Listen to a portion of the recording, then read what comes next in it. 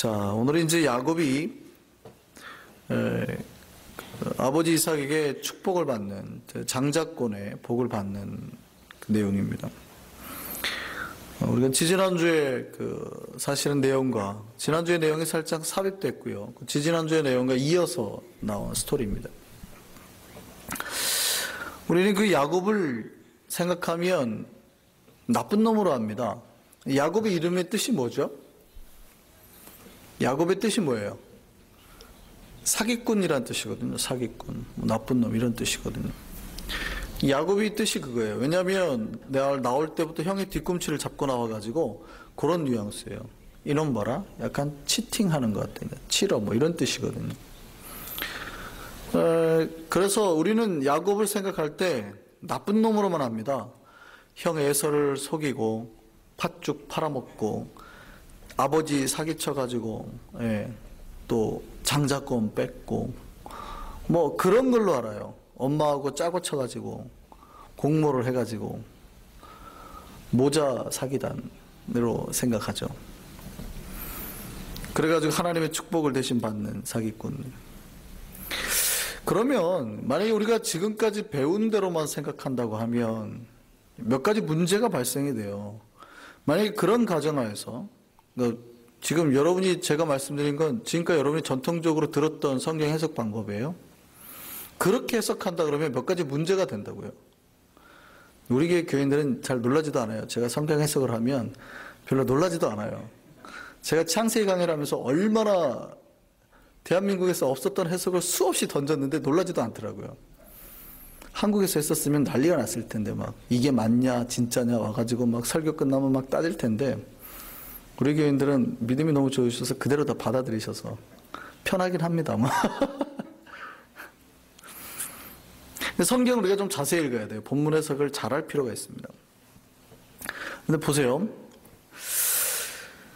만약에 그렇게 한다 그러면 몇 가지 우리가 전제가 이제 문제가 발생이 되는데 뭐냐면 지금 이삭의 뒤를 이어서 야곱이 믿음의 족장의 가문에 들어간단 말이죠. 근데 누가 믿음의 족장이 되는 거예요? 사기꾼이. 사기꾼이 하나님의 물론 뭐 우리가 좋게 말하면 장자권을 사모하는 마음이긴 하지만 그렇다고 해서 그 장자권을 얻은 수단이 만약에 불공평하고 나쁘다면 그럼 그 방법대로 얻은 나쁜 사기를 쳐가지고 얻은 그 축복 고난에 하나님이 복을 주시는 게 가능하냐라는 거예요. 하나님이 그 죄의 공모에 함께 할 수 있는 공모자가 될 수 있다는 얘기예요. 그게 가능하냐는 얘기예요. 성경의 전체 원리에서. 불가능하죠. 그러면 안 되잖아요. 여러분 지금까지 야곱이 족장이 된 거에 대해서 한 번도 기분 나쁘신 적 없어요? 기분 나쁘죠. 그러면 안 되죠. 왜냐하면 사기를 쳐가지고 족장권을 얻었는데 하나님이 그 위에 한마디도 묻지도 아니하시고 복을 주세요? 물어야 된단 말이에요. 만약에 약속이니까 이삭이 정말 사기를 당해가지고 약속을 해가지고 이미 한 약속이니까 어길 수 없다. 그거는 이해가 돼요. 그러니까 줬다. 그렇게 말하면 논리적으로 맞는데 그렇다 하더라도 야곱이 나중에 사기쳤다는 걸 알면 그에 대한 저주가 있거나 대가가 필요하거나 반드시 그에 대해서 그가 한 잘못에 대한 걸 물어야 되거든요. 그러면 이제 몇 가지 거를 걸 수 있죠. 그래서 야곱이 바단 아람으로 도망갔잖아요. 엄마도 못 보고 죽었잖아요. 거기서 죽을 똥을 하고 고생했잖아요. 그렇게 말할 수는 있어요. 근데 그것이 고생이었다는 게 별로 없어요. 나중에 그 뒤에 살펴보면 알지만 거기 와이프 얻게 하려고 다시 그 바단 아람 하랏 땅으로 보낸 거거든요. 그러니까 특별히 지금 하나님이 야곱이 사기를 치는 거에 대해서 별로 죄를 묻지 않는다고요. 문제는 그러면 그게 죄가 아니란 얘기죠. 별로 생각 안 해보셨어요? 굉장히 중요한 사건이에요. 예를 들면 이런 경우가 있어요.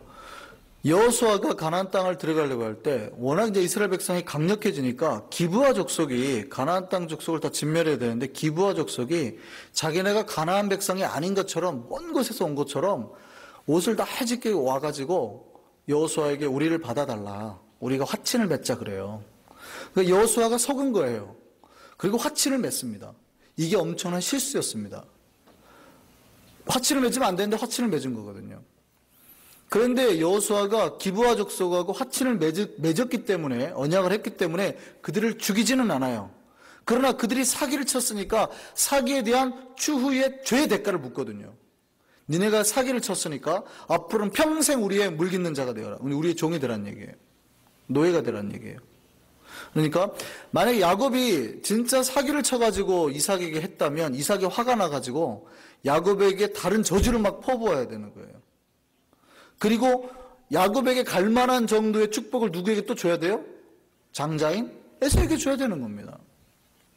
근데 이제 오늘 본문에서 그런 것들을 찾아보면서 살펴보시죠. 자, 정말 이삭이 야곱에게 속으면서 축복한 것인지 오늘 본문을 한번 보면서 살펴봅니다. 이삭이 나이가 많아서요, 눈이 어두워졌습니다. 이삭이 자식들에게 축복하기를 원했습니다. 우리가 앞에서 이제 살펴보았지만 이삭이 누구를 좋아했어요? 쌍둥이 중에서 에서와 야곱 중에서 누구를 좋아했어요? 에서를 좋아했어요.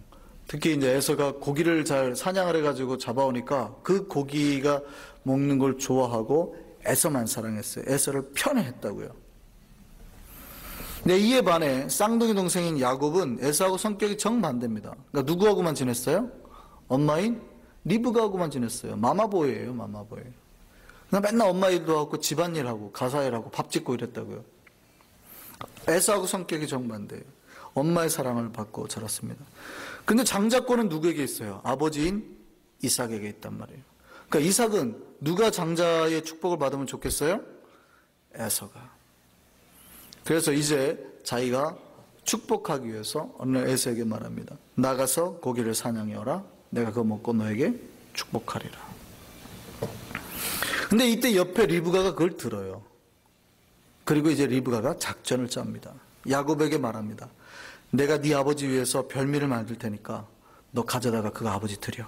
그리고 잡수시게 하고 널 축복하게 만들어. 그러니까 이 소심한 야곱이 엄마 말대로 해야 안 해요? 안 해요. 처음에는 무서워서 못 해요. 그러니까 야곱이 사기꾼이 아니에요. 진짜 순둥이인 거죠. 소심해가지고 그런 걸 할 수가 없어요. 뭐라고 그래요? 한번 볼까요? 12절 한번 보세요. 12절. 뭐라고 그래요? 아버지께서 나를 만지실진데 내가 아버지 눈에 어떤 사람으로 보일 것 같아요? 속이는 자, 사기꾼으로 보일까 봐요. 복은 고사하고요. 저주받을 것 같아요. 엄마 무서워요. 저 안 할래요. 오히려 리브가는 말하는데요. 야곱은 소심해가지고 사기 못 치겠다고 말하는 거예요. 나 저 못해요, 엄마.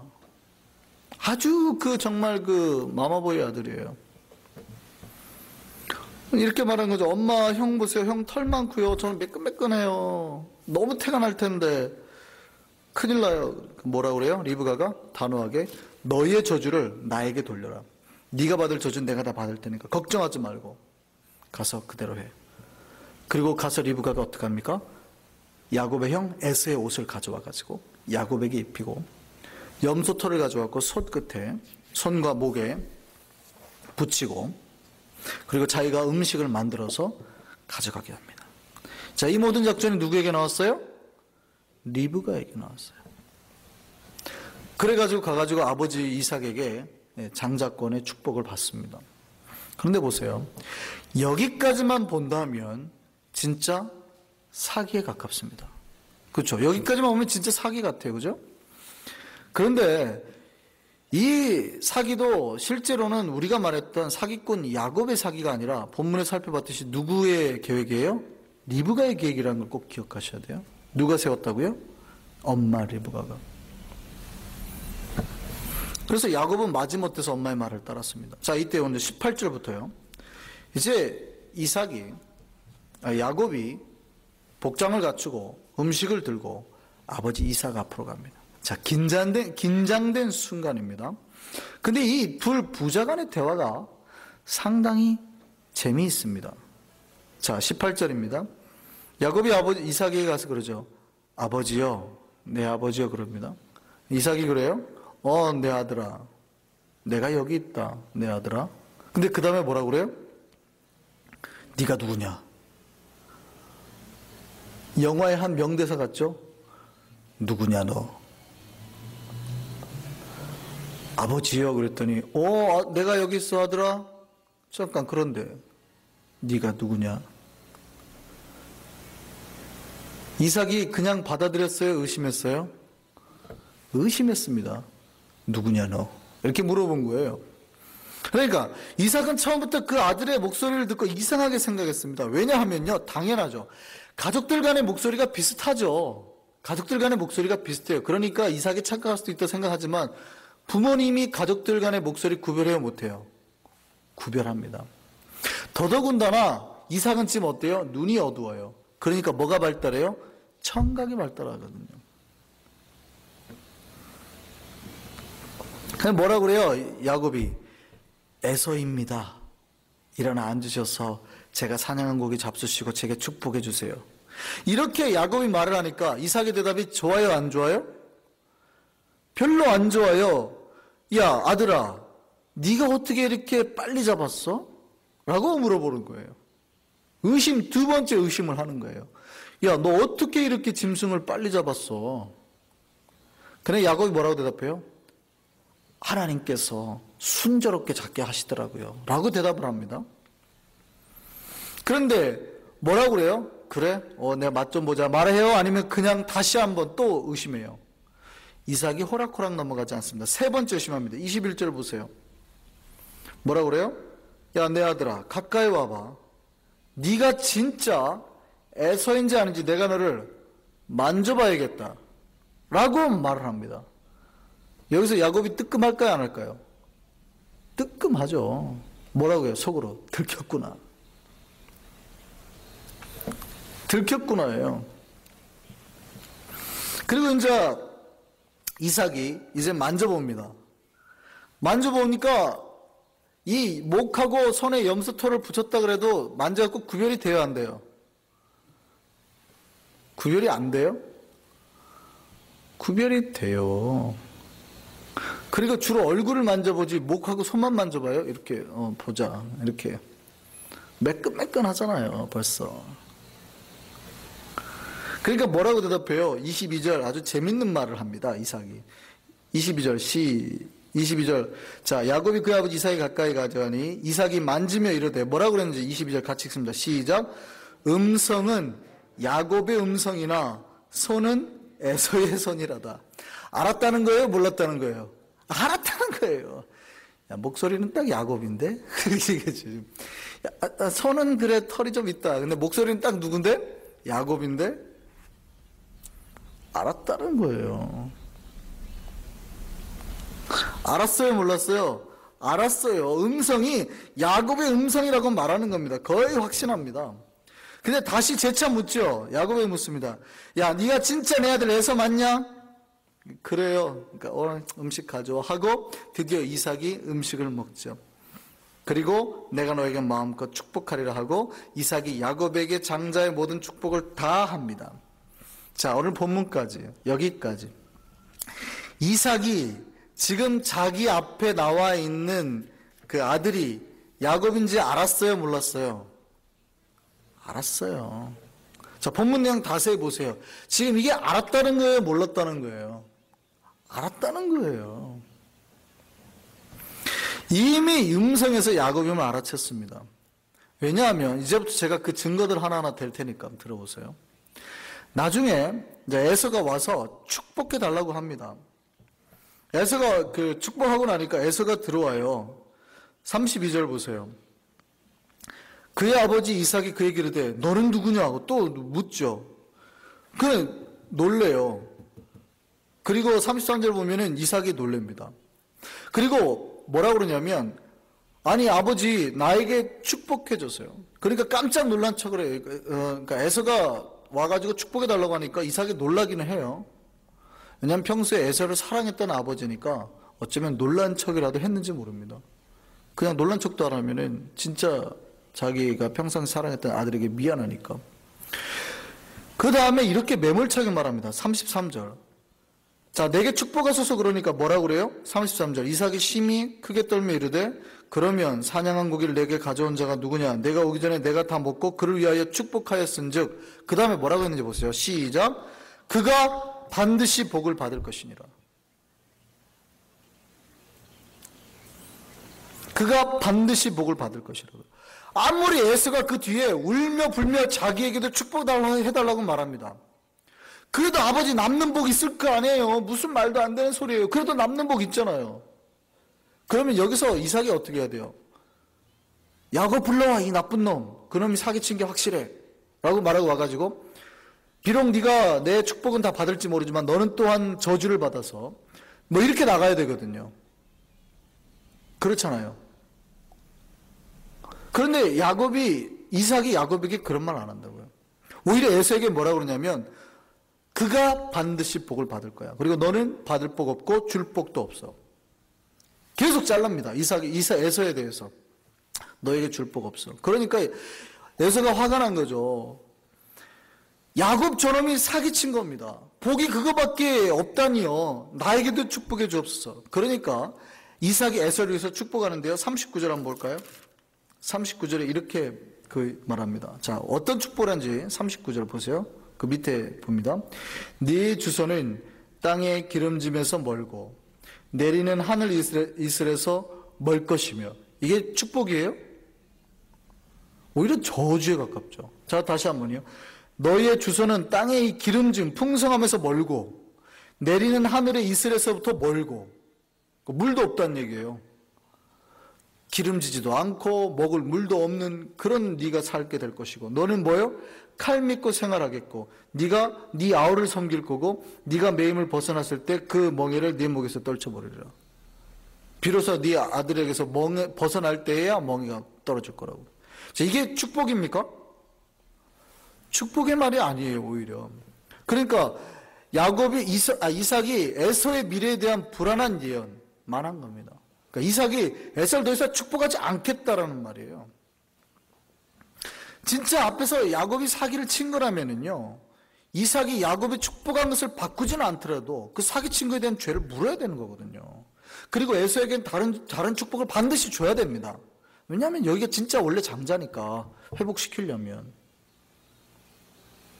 근데 이삭이 절대 그런 축복을 하지 않은 거예요. 왜 이런 일이 발생했을까요? 왜? 이 사건의 핵심 인물은요, 리브가입니다. 그러니까 지금 이 전체의 이 야곱 사기의 그 주범이 누구예요? 야곱이 아니고 리브가요. 모든 처음과 마지막에는 다 리브가가 있습니다. 근데 리브가가 사기가 친 게 아니에요. 리브가는요, 자기 뱃속에 쌍둥이가 임신될 때부터 누구의 말씀을 들었어요? 하나님의 예언을 들었어요. 그 예언을 들었다고요? 창세기 25장 23절입니다. 우리가 지지난주에 살펴봤는데요. 창세기 25장 23절입니다. 22절부터 한번 볼까요?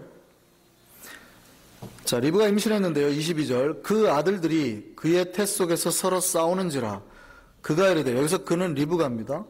이럴 경우에는 내가 어찌할꼬 하고 가서 여호와께 묻자온대. 하나님께 기도했다는 얘기예요. 그랬더니 하나님이 그에게 이르시되, 여기 그가 리브가예요.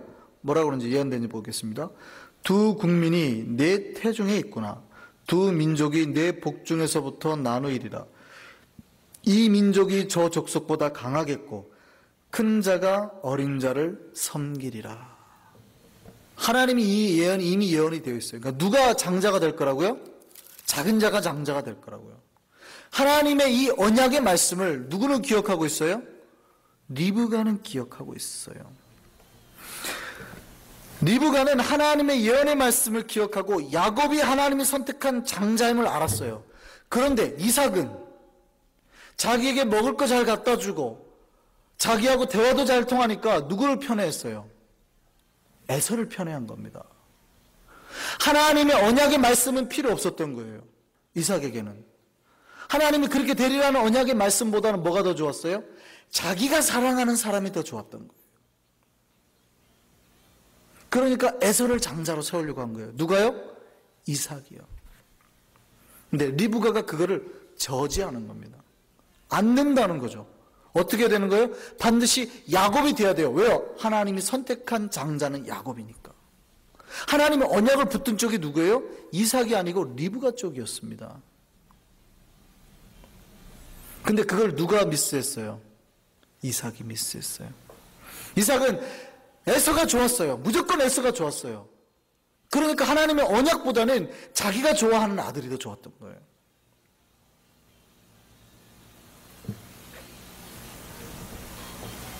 그런데 이삭이 마음을 돌린 사건이 발생합니다. 그러니까 이삭이 에서가 아니구나 라고 깨닫게 된 결정적인 사건이 하나 발생합니다. 본문입니다. 26장 34절 보세요. 26장 34절에서 35절. 오늘 말씀 바로 위에 있죠. 26장 34절 35절 같이 읽습니다. 시작. 에서가 40세 헷족속 부에리의 딸 유딕과 헷족속 엘론의 딸 바스맛을 아내로 맞이하였더니 그들이 이삭과 리브가의 마음에 근심이 되었더라. 아셨어요? 이 사건을 계기로 이삭이 포기합니다. 그리고 그 다음 사건이 뭐가 나와요? 축복하는 사건이 나와요. 이 사건 본문 말씀 다음에 내가 이제 너희를 축복하겠노라 라고 말하는 겁니다. 그러니까 이삭이 에서에게 말할 때 이미 옆에서 누가 들어요? 리브가가 자연스럽게 듣게 만들어요. 만약에 에서에게만 하려면 몰래 불려다가 해야 되는데 그거를 당연히 옆에서 누가 듣고 있어요? 리브가가 듣게 만든다고. 리브가 있는 장면에서.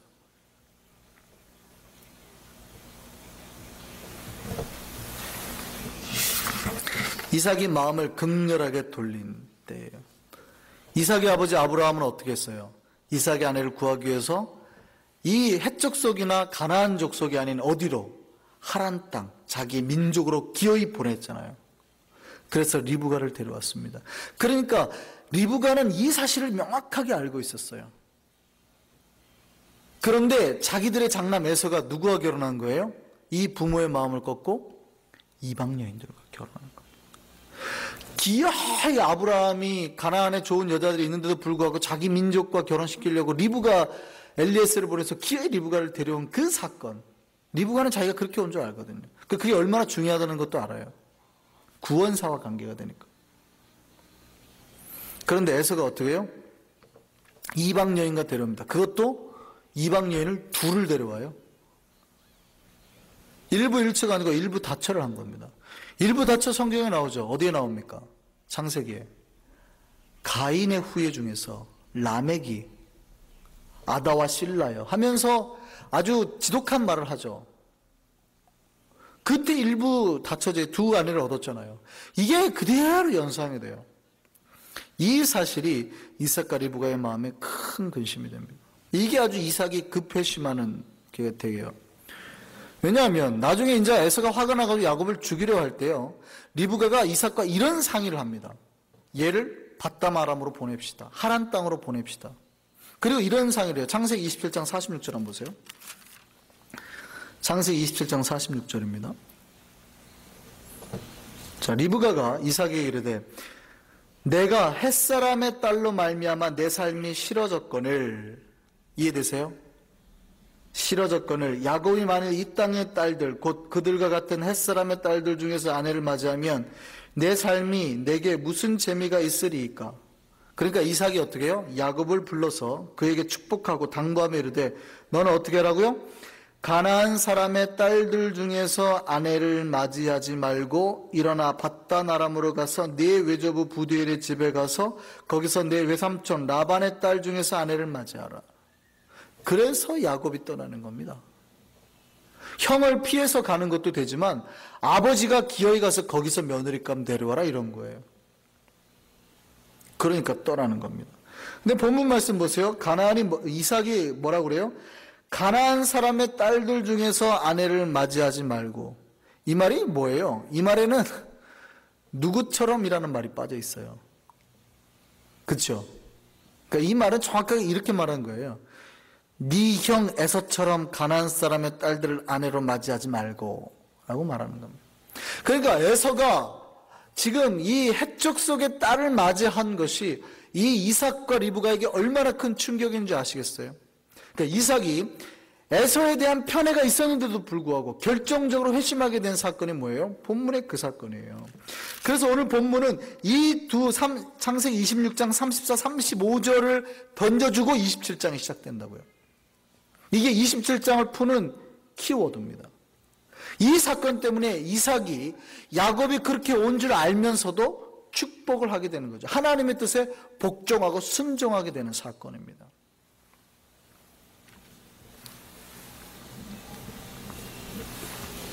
이 사건을 통해서 이삭이 자기 마음속에 있는 편애, 인간적인 사랑을 배제하게 되고 내려놓게 되고 하나님의 뜻을 따르게 됩니다. 하나님께서 야곱이 이미 택정해 내셨다는 걸 깨닫고 인간적으로는 에서가 더 사랑스럽지만 하나님의 뜻에 순종하기로 한 겁니다. 이거는 또 이 사건을 보면 아주 잘 알 수 있습니다. 이삭이 야곱을 축복하는데요. 어떻게 축복하는지 다시 한번 보시죠. 창세기 27장 29절입니다. 창세기 27장 29절. 야곱이 어떻게 축복하는지 한번 보세요. 만민이 너를 섬기고 열국이 내게 굴복하리니 내 형제들과 성제들의 주가 되고 내 어머니의 아들들이 내게 굴복하며 너를 저주하는 자는 저주를 받고 너를 축복하는 자는 복을 받기를 원하노라. 지금 이삭을 속이러 온 야곱에게 이삭이 준 장자의 복이에요. 근데 이 후면 부분을 뒤를 보면은 너를 저주하는 자에게는 저주를 받고 너를 축복하는 자에게는 복을 받기를 원한다는 것은 하나님 누구에게 주신 복이에요? 아브라함에게 주신 복이죠. 아브라함 창세기 12장에 아브라함에게 주신 복입니다. 이 복을 그대로 다시 자기 믿음의 가문의 후손인 야곱에게 한 거예요. 근데 그 위에 말이 좀 독특하다고요. 그 위에 말 뭐라고 한 거 보세요. 만민이 너를 섬기고 열국이 내게 굴복하리니 네가 형제들의 주가 되고 네 어머니의 아들들이 뭐하며 내게 굴복하며. 지금 이게 어디서 들었던 말입니까? 아까 우리 앞에 살펴봤던 창세기 25장 23절 다시 보세요. 두 민족이 있는데 복중에서 나눠 있는데 이 족속이 저 족속보다 강하겠고 큰 자가 어린 자를 섬기리라. 다른 형제가 작은 자를 섬기게 된다고 하나님이 예언해 놨잖아요. 이 예언에 대한 재해석을 야곱에게 축복할 때 이삭이 그대로 했다고요. 그러니까 지금 이삭이 지금 자기 앞에서 그 음식을 들고 온 사람이 야곱인지 알았어요, 몰랐어요? 알았다고요. 지금 이 고백은 이겁니다. 내가 비록 에서를 사랑하고 편애했지만 이젠 내가 내려놓고 하나님의 뜻대로 되기를 원합니다. 하나님이 예언하신 그 뜻대로 그대로 이 야곱이 자기 형제들 중에 큰 자가 되기를 원하나이다 라고 축복한 거예요. 자, 그럼 이제 다시 한번요. 이삭이 야곱을 축복할 때 알고 했을까요? 아니면 진짜 사기를 당하고 했을까요? 알고 한 거예요. 드디어 이삭이 야곱을 통해 자기 민족을 이어가는 하나님의 뜻에 순종하고 하나님의 뜻대로 야곱을 축복했던 겁니다. 이 야곱이 사기꾼이에요, 아니에요? 아니죠.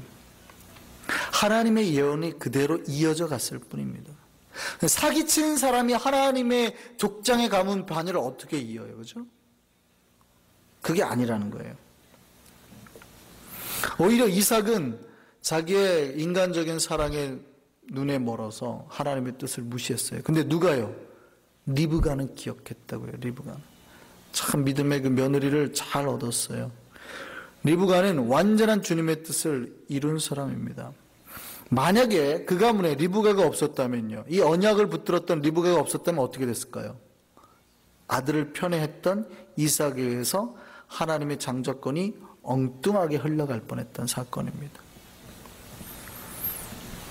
저는 우리 교회에도 리브가 같은 사람이 필요하다고 생각합니다. 저는 저와 여러분이 이 리브가 같은 사람이 됐으면 좋겠습니다. 누군가가 흔들릴 때 있거든요. 이삭도 믿음이 좋았죠. 이삭이 얼마나 믿음이 대단했습니까? 앞에서 우리가 우물을 살펴봤듯이 그 믿음의 그 눈을 가지고 하나님의 그 땅인 브엘세바로 행진했던 사람입니다. 그런데 이 믿음의 사람도 언젠가는 한번 뭔가에 한번 흔들릴 때가 오거든요. 이때 중심을 붙들어줬던 사람이 누구예요? 리브가예요, 리브가. 하나님의 언약을 붙들고 그 가문을 믿음의 언약으로 세웠던 사람이 리브가입니다. 저는 저와 여러분이 이런 리브가 같은 사람 됐으면 좋겠습니다. 리브가가 성경의 역사에서 그렇게 주인공으로 드러나지는 못해요. 그러나 리브가가 없었다면요, 믿음의 계보가 위험하게 흔들릴 뻔했습니다. 누군가가 흔들릴 때 말씀 붙들고 언약 붙들고 끝까지 흔들리지 않는 표준으로 서 있는 사람이 우리 옆에 있다면 우리 교회는 행복한 교회입니다. 여기서는 고집센 사람을 말하는 거 아닙니다. 다른 사람이 말할 때 자기 생각이나 자기 의지대로 기어이 반영시키려는 사람을 말하는 게 아닙니다. 하나님의 언약을 붙들고 서 있는 사람입니다. 다른 사람이 하나님의 언약이 아닌 인간의 방식대로 가려고 할 때 하나님의 방법대로, 하나님의 생각대로 끝까지 붙들려고 하는 사람, 그런 사람이 우리 교회에 필요하다는 얘기입니다. 우리 교회 리브가 같은 믿음의 사람이 많아지기를 바랍니다. 인간 간의 관계도 중요해요. 내가 사랑하는 사람이 잘 됐으면 좋겠어요. 그런데 더 중요한 것은 하나님의 말씀이며 하나님의 언약입니다. 이 하나님의 말씀과 언약을 붙들고 끝까지 설 수 있는 사람이 필요하다는 얘기입니다. 이런 사람을 통하여 하나님의 언약은 이루어지며 하나님을 이 땅 위에, 하나님의 복을 이 땅 위에 이루게 하는 사람이 된다는 얘기입니다. 우리 교회가 복받게 될 것은 이 리브가 같은 사람이 많아질 때 복받게 될 줄 믿습니다. 누군가가 흔들릴 때 말씀의 기준으로 표대로 세울 수 있는 리브가 같은 사람이 저와 모두가 되기를 간절히 바랍니다. 기도하겠습니다.